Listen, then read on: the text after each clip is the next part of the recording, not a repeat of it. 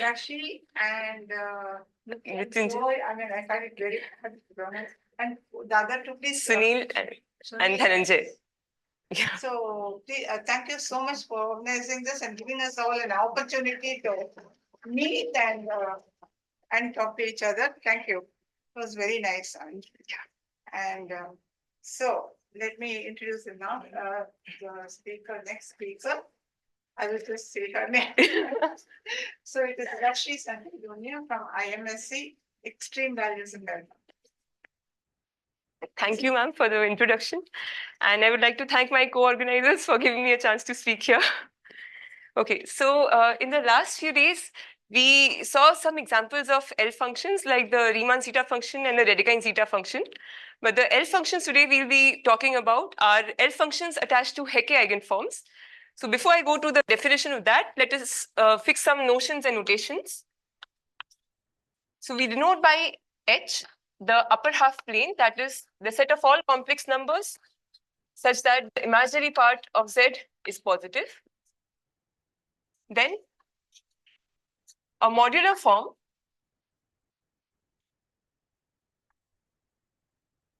of weight K for SL2Z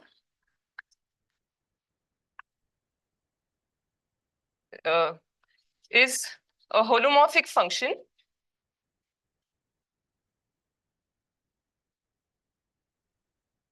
F from H to C satisfying certain conditions.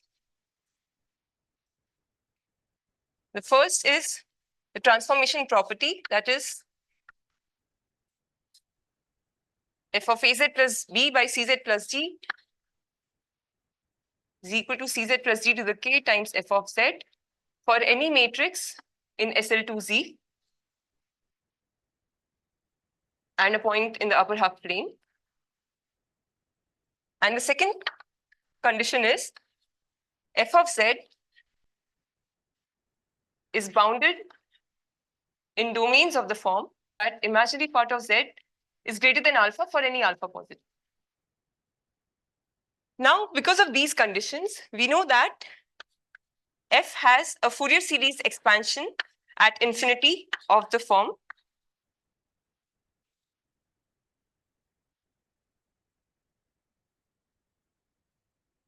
this, where AFNs are known as the Fourier coefficients of f.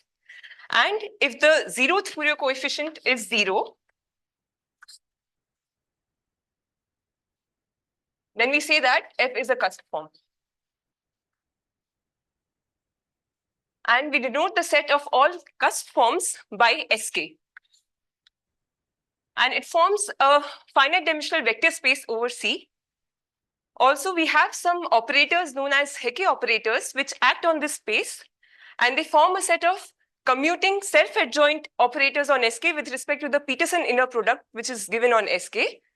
And as a result, we have an orthogonal basis of Sk, which consists of simultaneous eigenvectors of all these Hecke operators. So also, for these Hecke operators, since they're cusp forms, AF of 0 is 0. And if we normalize them such that the first Fourier coefficient AF1 is 1, then we call them as normalized Hecke eigenforms. So we'll denote the set of all normalized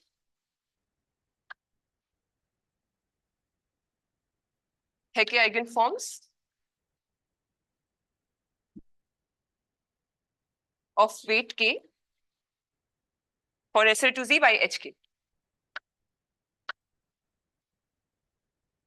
And this was a set of cusp forms.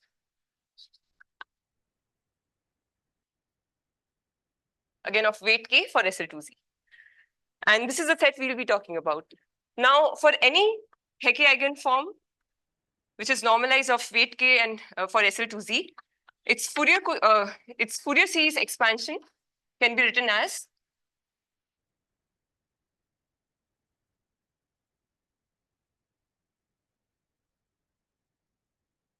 where these lambda fn's are the eigenvalues corresponding to f with respect to the tnth Hecke operator.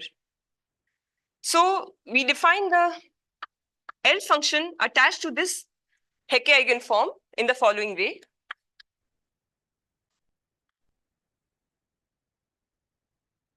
In the half plane, real part of S greater than 1. Now this L function, this series is absolutely convergent in this region, and it has an Euler product expansion in this region, due to which we know that in the half plane, real part of S greater than 1, this L function does not have any zeros. Now this L function has an analytic continuation to the whole complex plane, and it satisfies a functional equation which relates its values at S to its values at 1 minus S.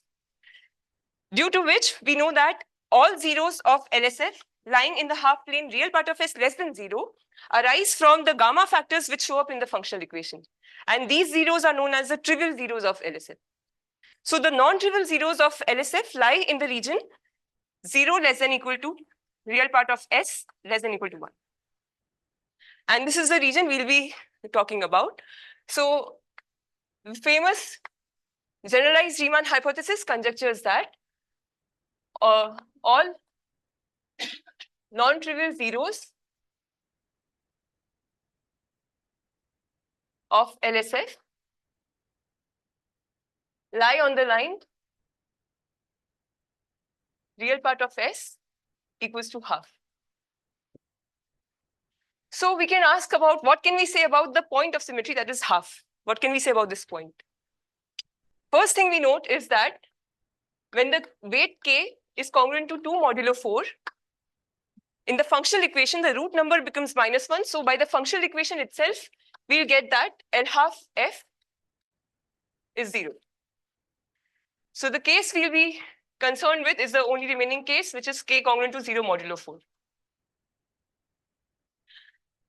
Now, in this case, it was shown in 1980 by Conan that the number of normalized Hecke eigenforms of weight k for SL2Z such that L half F is non-zero is greater than root k. This result was improved in 2015 by Luo using the method of mollifiers, where he showed that the cardinality of this set is greater than k, which is the optimal bound modulo the constant. So now one can ask, if the value is non-zero, how large can these values be? So the best known result in this direction is by Frolenkov in 2020, where he showed that L half F is less than k to the 1/3 times log k to the 13/6. But this bound is far from what is expected. In fact, we know under GRH that there exists a positive constant A such that L half F, is this part visible? Is it okay? L half F is less than exponential of A log K by log K. Okay, so then one can ask if this bound is optimal or not. And this question was addressed by Soundarajan in 2008, where he showed that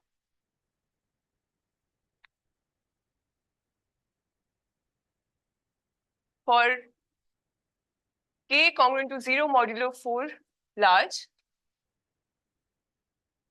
there exists a normalized Hecke eigenform of weight k for SL2Z such that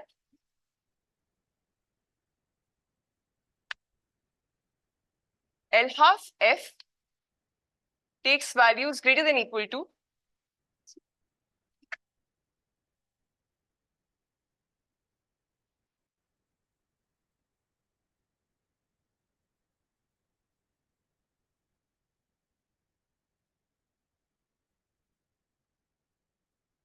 is it okay?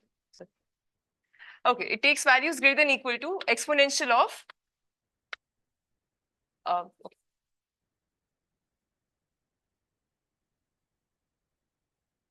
1 plus it root of 1 times square root of 2 log k by log k. Then what one can ask is, how often does this happen? And this was the motivation of our recent work with Professor Shaoli Gun, where we showed that if we take Sk to be the set of all Hecke eigenforms, normalized Hecke eigenforms of weight k for SL2Z, such that L half f takes values greater than equal to exponential of 1.41 times square root k to the 1 minus epsilon. So there are two remarks about this result. First of all, this constant that we have taken 1.41 can be replaced by any constant which is strictly less than square root of 2. And secondly, this lower bound that we get, we're actually getting a stronger lower bound. We get a lower bound of the form k by a function of k. And this result is optimal in the sense that this lower bound, the function hk, cannot be replaced by any fixed power of log k. Okay. Now, we address this question for L functions attached to quadratic twists of modular forms. So let me first say what I mean by that. So let D be a fundamental discriminant.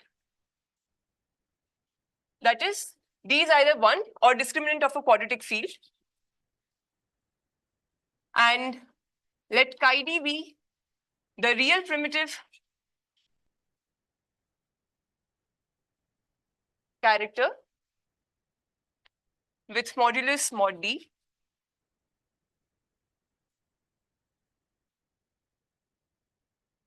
Then we define the L function attached to the quadratic twist of F. So let me first say that.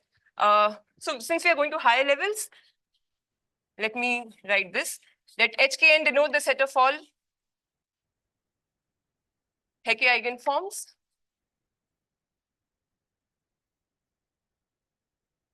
of weight k and level n, by which I mean instead of SL2Z, we are taking a congruent subgroup of SL2Z, which is gamma naught n, which was defined in Priyanka's talk yesterday. And so for any f in HKN, the L function attached to the quadratic twist of f is defined as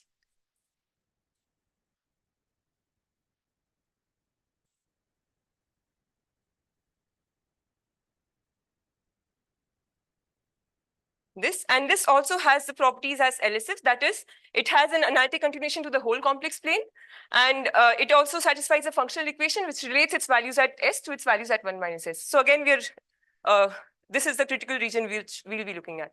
And more specifically, we're looking at the point half. Okay.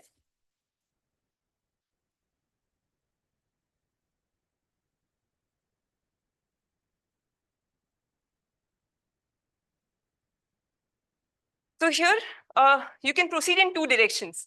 One is you fix a Hecke eigenform F, and you ask how many fundamental discriminants are there such that this does not vanish at half. This question is related to Goldfeld's conjecture, and the extreme values of L functions in this direction. There are some results by Hofstyn and Lockhart, but that is not the direction which we will be going in today. Today, we'll be talking about fixing a fundamental discriminant D and asking how many Hecke eigenforms are there such that L half F tensor chi D takes large values. Okay, so in this direction, the result that we have is as follows. Let K be even integer, D be a fundamental discriminant such that -1 to the K by 2 times D is positive. Let BK mod D be the collection of all Hecke eigenforms of weight k and level dividing mod d, and skd be the set of all Hecke eigenforms lying in bk mod d such that L half f tensor chi d takes values greater than equal to 1.41 times square root of log k mod d by log k mod d.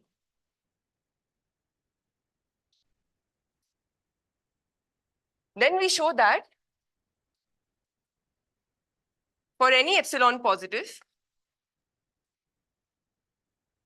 the cardinality of this set is greater than k to the 1 minus epsilon. Here again, this constant can be replaced by any constant strictly less than square root of 2. And this bound is also expected to be the best possible, the optimal bound. Okay. In the remaining time that I have, I'll give an application of our results to the theory of half integer weight modular forms.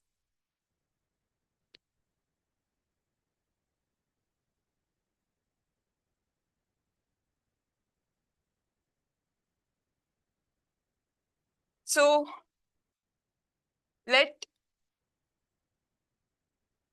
Sk plus 1 by 2, 4 denote the space of half integer weight modular forms of weight k plus 1 by 2 and level 4, that is for gamma naught 4.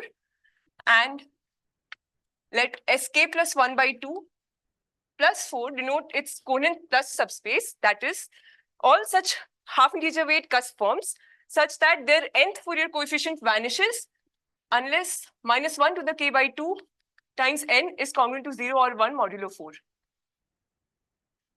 So unless this happens, the nth Fourier coefficient vanishes. Now, by Shimura correspondence, we know that this Conan plus space of weight k plus 1 by 2 and level 4 is isomorphic to the space of cusp forms of integer weight k. And if I take a half integer weight modulo of a cusp form in this, and f is the related integer weight modular form in Sk, then by Walsperger's explicit Walsperger's theorem,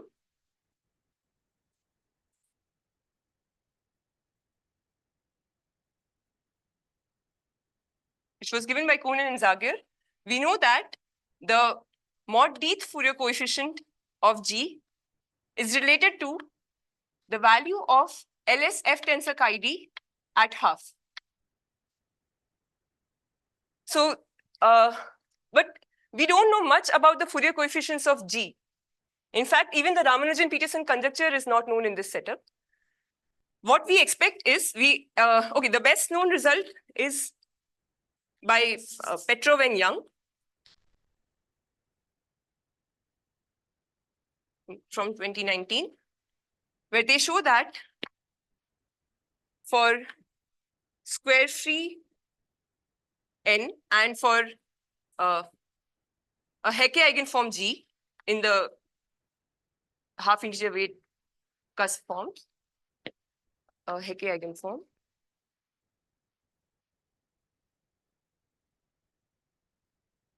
for every epsilon positive,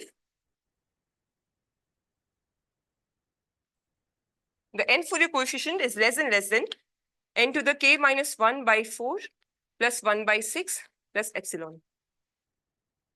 And we say for n square free because by a result of Shimura, if we know for square free coefficients, then we know for all Fourier coefficients. So it is enough to check for these. And the Ramanujan-Peterson conjecture says you should not have this 1 by 6. Actually, a much stronger bound is expected. We expect that for a fundamental discriminant D with minus 1 to the k by 2 times D positive, Cg mod D should be less than mod D to the k minus 1 by 4 times exponential of some constant times log mod D by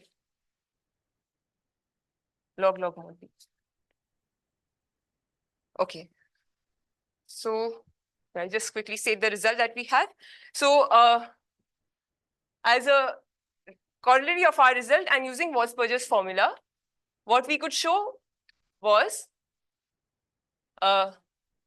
for k even and d an odd fundamental discriminant such that -1 to the k by 2 times d is positive.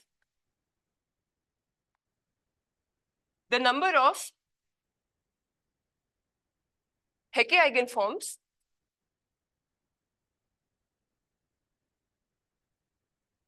lying in the Conan plus space such that its Peterson norm is 1 and its mod d Fourier coefficient has absolute value greater than equal to a constant depending on k times mod d to the k minus 1 by 4 times exponential of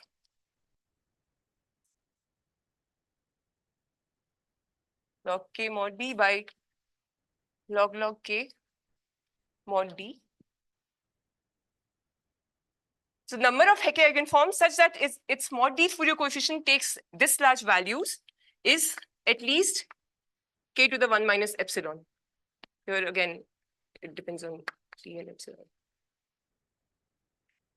So a parallel result was recently proved by Gun, Conan, and Sound, where they fixed a Hecke eigenform G and showed how many fundamental discriminants D are there in a range such that its mod D Fourier coefficient takes large values. But the highlight of our result is the fact that from this result, we are able to show that for these many Hecke eigenforms in the Conan plus space, the first Fourier coefficient takes such large values. Because in the half integer weight case, it is not clear that the first Fourier coefficient should be non-zero. So, and here again, the constant can be replaced by any constant strictly less than 1 by square root of 2. Okay, I'll stop here.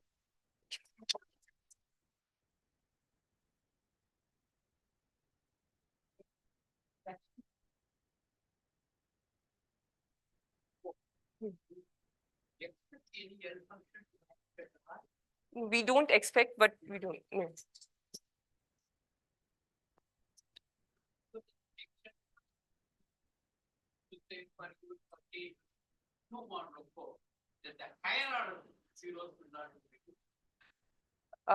Yeah, so for k congruent to modulo 4 we are doing. No, I didn't get it. Yes. Yes, for SL2Z, yes. Yes, by the functional equation. Yes. We say that the order will not be many. So that we don't.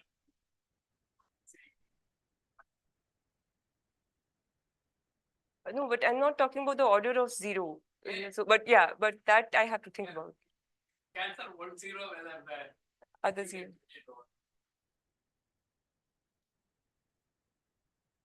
Okay, so you're saying if there's just 1 0, if you remove that, can you get a lower bound?